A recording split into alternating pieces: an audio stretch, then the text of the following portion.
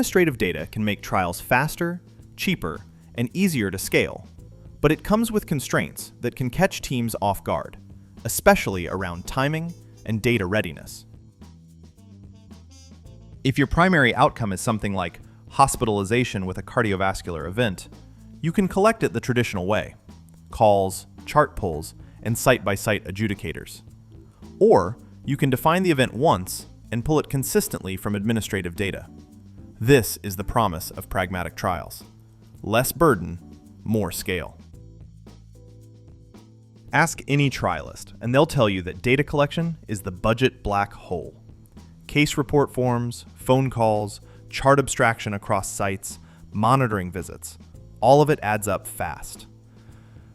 Administrative data looks attractive because it's already being collected, and it can cover the entire population. But you need to plan around how and when it arrives.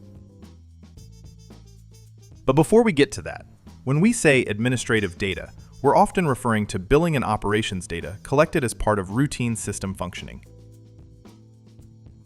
This slide includes a non-comprehensive list of common data sources that we've discussed in a previous module. To name a few, these sources may include disease-specific registries, emergency department and hospital records, EMR-based networks, biobanks, and trial-specific databases.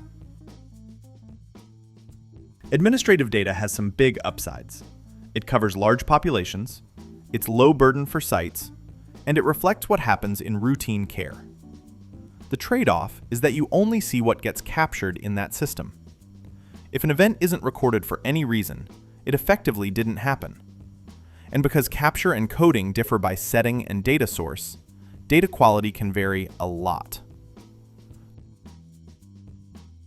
So always keep in mind that even when a dataset or data element exists, available does not mean it's valid. The measure might be misclassified or coded inconsistently, or only loosely related to the clinical concept you care about. Some data are preliminary and later corrected. The other thing to keep in mind is that some data are technically collected, but they might not be linkable to other sources, not cleaned for research use, or not yet released. The practical takeaway is this: don't treat "we have the data" as binary. Treat it as a maturity curve. A dataset that is coming soon can still be useless for interim looks, DSMB reviews, or adaptive decisions. Imagine a patient has an event today, say an ED visit. In real time, it's obvious in the chart, but for administrative data, it starts a journey. First, the visit has to be coded, turning what happened clinically into standardized fields. Then the record is submitted to the payer or registry, usually bundled with many others in a batch. Next, it moves through processing, where the system runs validation checks, fixes errors, removes duplicates, and sometimes sends items back for correction.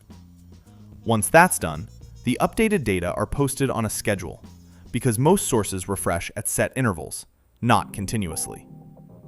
Only after all of that do you get an extract that's stable enough to analyze. So the lag isn't a glitch, it's the system working as designed, and the timing varies by source, province, and release cycle. Over the next 3 slides, we'll ground this in real examples. For each data source, what the Pan-Canadian reference dataset is, and the typical lag, meaning when the data are actually posted or released.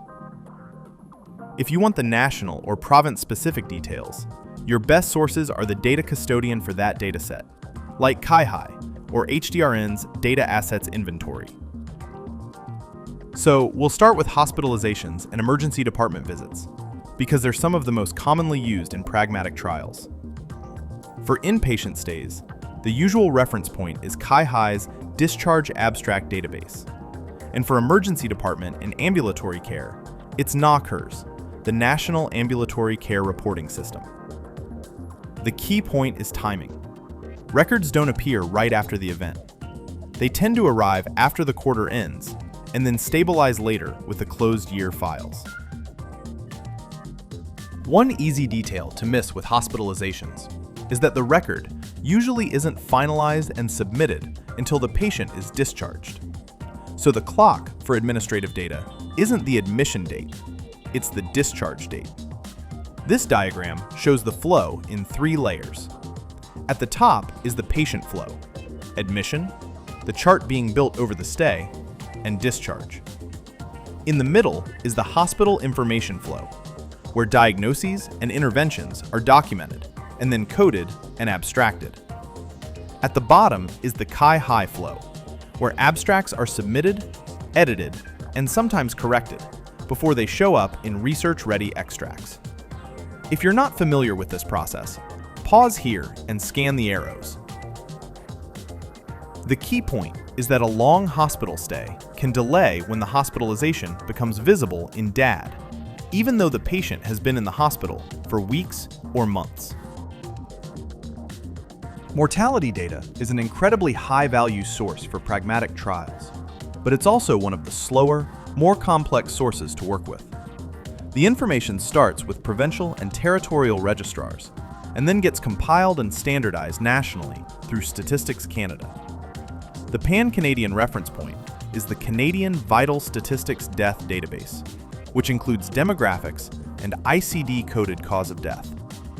Record-level access for this data source is typically done through Statistics Canada research data centers. For linkage, there are 2 common paths. Within the RDC, you can work with Statistics Canada holdings and request approved linkages. Alternatively, linkages to provincial administrative health data can also be granted through the province's data access platform, like ICES in Ontario. For multi-regional studies, you can use HDRN Canada's DASH to coordinate requests across jurisdictions. For planning, it helps to separate provisional versus final. Provisional all-cause death counts can be available within a few months, but are revised as reporting catches up. Cause-specific mortality typically takes longer to stabilize, often on the order of a year or more. The time lag for drug dispensing data depends on the jurisdiction and method for requesting the data. Pan-Canadian, the reference point is Chi-Hi's National Prescription Drug Utilization Information System, but it mainly reflects public drug program claims and formulary information, not full population dispensing. This data source has its own posting cycle, so you should expect a lag tied to Chi-Hi's submission, validation, and release schedule.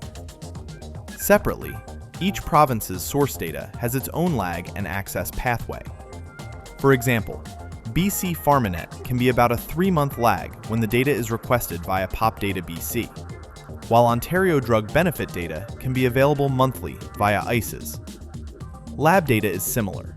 Repositories are typically province-specific, and the common planning assumption is a monthly or quarterly refresh. Up to now, we've seen that each source has its own lag. The key point when you link them is simple. The slowest dataset sets the clock. If your trial includes a composite outcome, that composite will usually inherit the worst lag. So, death or hospitalization effectively waits for the death data to mature, even if hospitalization data are available sooner.